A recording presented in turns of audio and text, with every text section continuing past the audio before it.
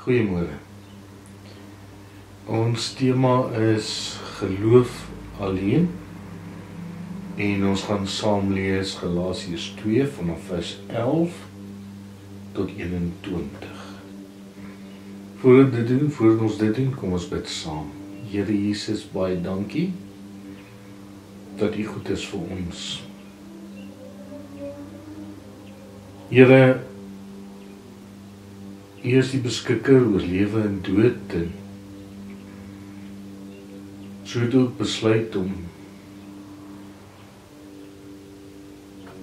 einde te maak en anders in 'n lewe van Tannie. Dankie dat U haar vir ons vir soveel jare gespaar het. Here, baie dankie dat U goed is. Dankie vir gesondheid, blyplek, kos, klere, allerhande lekker goed wat ons kan by mekaar kan doen, saam met mekaar.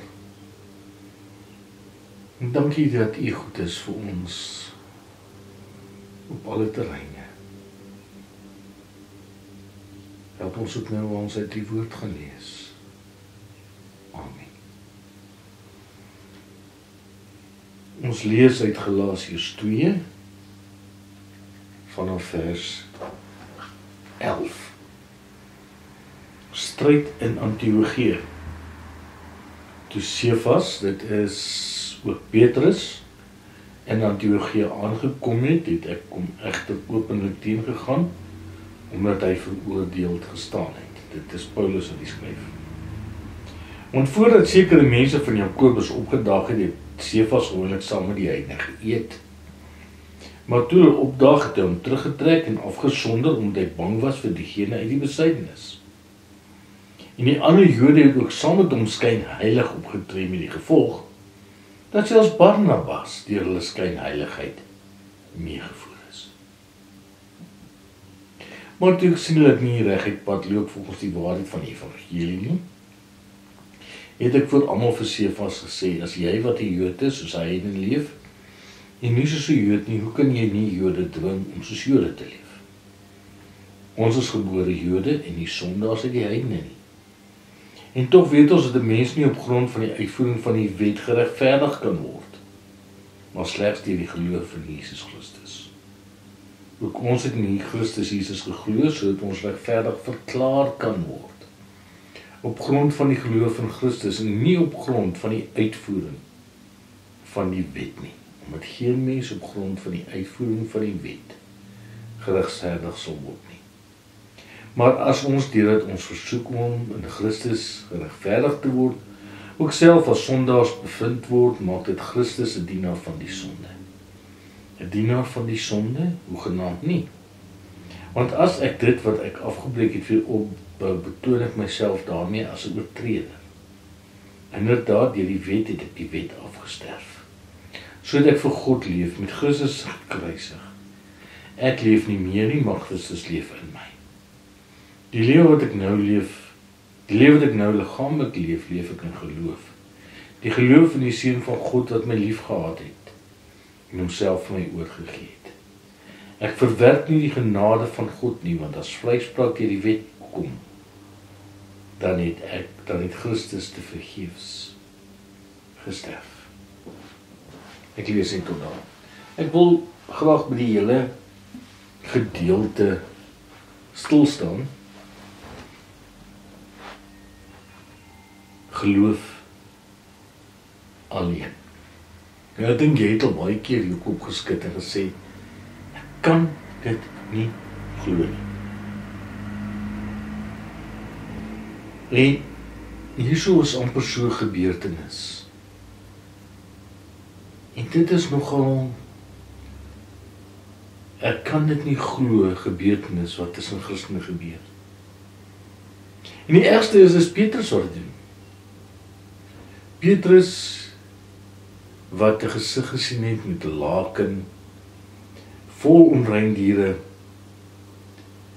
En op daardie dag het God vir Petrus bewys of gewys dat daar niks onrein of rein is nie. En dat ons nie mag oordeel nie. En die volgende dag het Petrus gesien hoe mense wat nie Jode is nie, die eerste keer die Gees van God ontvang. En hoe bly die gemeente daaroor was toe hulle daarvan vertel het. Dat Jesus alle onderskeid tussen Jood en Griek opgehef het. Handelinge 11 vers 18 sê, toe die gelowiges dit hoor, was hulle tevrede. Hulle het God geprys en gesê, God het selfs mense wat nie Jode is, nie tot inkeer gebring, om aan hulle die lewe te gee. En so sal hulle dink, maar nou is die saak vir eens en vir altyd afgaan. Ons dink ook baie keer so, maar nou is die saak vir eens en vir altyd afgehandel. Dan draai die saak by appel en konstitusionele hof en. Maar Petrus het die punt goed verstaan. Dat die evangelie na almal toe gaan en hy het selfs 'n sendeling onder die heidene geword. En nou doen hierdie Petrus 'n vreemdeling. Maar nou kom eendag 'n groepie Jode, lyk my 'n paar gesiene manne, daar in Antiochia. En voor wat die dag was daar nie 'n probleem nie. Petrus het saamgewerk, het die evangelie aan die Grieke verkondig, en hy het nie 'n probleem gehad om met hulle te meng nie. Maar toe die Joodse Christene aankom, toe onttrek Petrus hom. En hy wil nie meer saam met hierdie Griekse Christene eers eet nie. En toe Paulus hiervan hoor, was hy in sy wese geskok en hy het hom dadelik konfronteer. En hy sê, Petrus, wat maak jy? Ja, loop vir Petrus stomp op en vra, Petrus sê vir my, van wanneer af bestaan Christendom uit die nakom van allerhande reëls en wette? Van wanneer af verdien ons saligheid by God die reëls en wette te onderhou? Ja, hy skryf, hy sê, ons weet tog dat 'n mens nie van sonde vrygespreek word deur die wet van Moses te onderhou nie, maar alleen deur in Jesus Christus te glo. Ja, alleen deur in Jesus Christus te glo. Dit is so eenvoudig soos wat dit is. Dis die kern van wat dit beteken om aan die Here te behoort. Ek en jy word gered omdat ons glo. Nie omdat ons reëls en wette gehoorsaam nie. En dit het Jesus ons al geleer. Ons kan nie ons saligheid by God verdien deur die navolgings van reëls nie, maar deur die navolging van Jesus Christus. Ja. En ons word gered alleen deur Jesus Christus te glo. Nou gaan jy vir my sê, maar dit was nou nie nice van Petrus nie. En ek dink as jy daar was, sou jy dalk ook vir Petrus sê, regtig? Jy moes van Petrus gewees het, weet jy, jy het saam met die Here Jesus geleef. Jy het gesien wat te moeite het Jesus gedoen. Hy het dan selfs vir jou daardie gesig gestuur. Skam jou dat jy jou so deur die mense laat meesleer.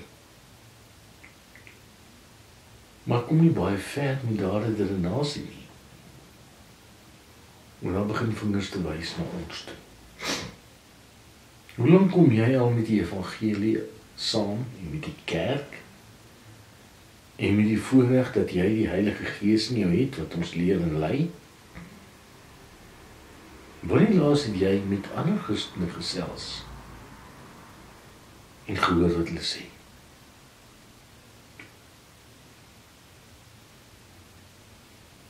Baie mense sê, as hulle die kerk uitstap, dan sê hulle, weet jy, daardie preek was nie eintlik vir my nie.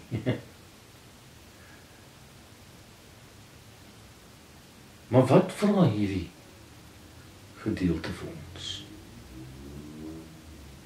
Geloof. Geloof is waar dit gaan. Ek en jy moet glo. Maar wat beteken geloof? Jy sien, Jakobus sê die duiwels glo ook. En hulle sê van ons.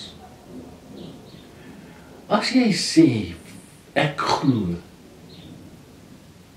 dan vra dit van jou iets. En Flip Tron sê, professor, geloof is nie iets wat jy doen nie. Geloof is iets wat jy ophou doen. Jy word nie gered omdat jy iets doen nie. Maar jy word gered omdat jy ophou om self te probeer. Ophou om jou eie reëls te maak.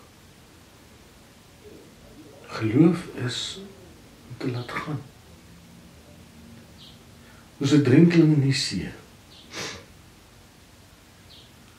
'n Drenkeling moet homself oorgee aan die lewensredder.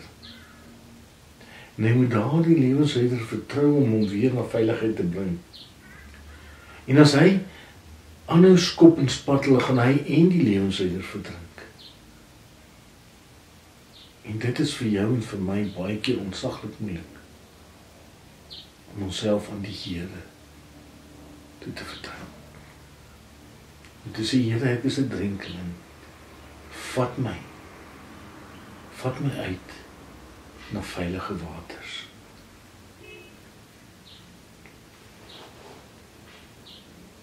En net oor te gee is seker een van die moeilikste dinge wat die Here van ons kan vra. Want ek wil God op my manier mos dien. Maar soos Paulus hier Petrus wys, dis 'n futiele oefening, Petrus. Dis nie 'n opsie nie. Want om God op jou eie manier te dien, is eintlik afgoderry. Of om te dink dat jy net 'n paar wette kan gehoorsaam en net sekere reëls geld vir jou en jy begin die God van gemaksig na te jaag. Dis nie die ware godsdienst nie. Het 'n kleintjie dood dan hierdie predikers wat sê jy moet net dit doen, jy moet dit doen, dan gaan die Here jou seën. Die Here gaan jou verskriklik seën. Nou ek vra net, die ouens in die vervolgde kerk doen hulle nie die regte ding nie. Maar baie van hulle sit opgesluit. Baie van hulle se koppe word afgekap. Die feit is, jy maak nie die reëls nie. Jy het geen reg om te besluit wat pas jou en wat pas jou nie. Wat is vir my gerieflik en wat is vir my gemaklik en wat pas in my lewenstyl nie. Om jouself op jou eie manier te red is eintlik ongeloof. Dis 'n emosie van wantroue in God, die groot lewensredder. En dis wat Paulus bedoel as hy sê, ons is dood vir die wet. Nou as ons dood is, beteken nie, ek en jy kan nou net maak wat ons wil nie. Dit beteken dat die wet met al sy reëls nie meer soos 'n slawedrywer jou jaag nie. Beteken jy kan laat gaan. En jy kan God toelaat om jou te red. En daarom is jy nie dood vir die wet nie. Paulus sê in vers 19 tot 20, ek is saam met Christus gekruisig. En nou is dit nie meer ek wat lewe nie, maar Christus wat in my lewe. Jy sien, ons is eintlik dood vir die wet. En Christus leef in ons. En dan gaan alles dan om Christus. En daarom is dit irrelevant of dit jou pas of jou nie pas nie. Dit is irrelevant of dit in jou besige program inpas of nie. Dit is irrelevant dat sonnagoggend eintlik 'n baie lekkerder geleentheid is om mol toe te gaan of iets lekkers te gaan doen. Dit is irrelevant dat jy wil kies waar jy jou geld spandeer. Ek lewe nie meer nie. Disipelskap het 'n prys om te betaal. Daarom is dit nodig om 'n slag bietjie ernstig na onsself te kyk. Petrus het ook nie daar in Antiochië oornag heen geword nie. Hy het net die pad bietjie byster geraak. En omdat hy die pad byster geraak het, hy vir God onbruikbaar geword. En partykeer het ek en jy verloor ook so bietjie die pad. Ek dink COVID het ons selfsugtig gemaak. Ons is baie meer ingestel op ons eie gerief, en ons eie sinne en wille.